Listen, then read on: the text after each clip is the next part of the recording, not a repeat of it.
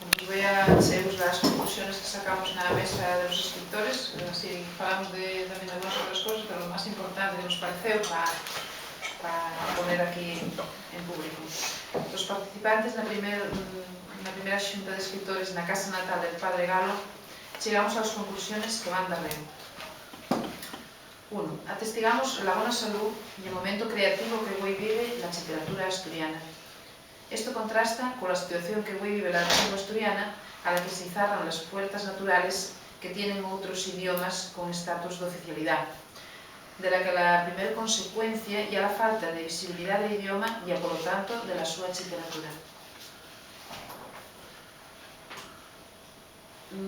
3. Una cuestión a solucionar que tenemos los escritores ya cómo llegar a los lectores.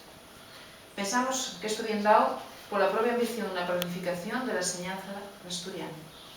Outramente, parece que hai que mellorar os canales de distribución de los chivos en asturiano, así como toda a cadena de mercadotecnia hasta chegar al lector. Que la administración asuma as súas responsabilidades con la cuenta de falar a vez o lector en asturiano a todos os ciudadanos.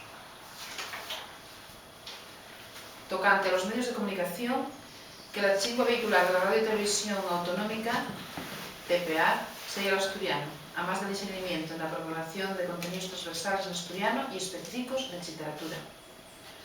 En cuanto a la prensa, echamos a faltar la asunción de la modernidad que supone el asturiano como herramienta creativa.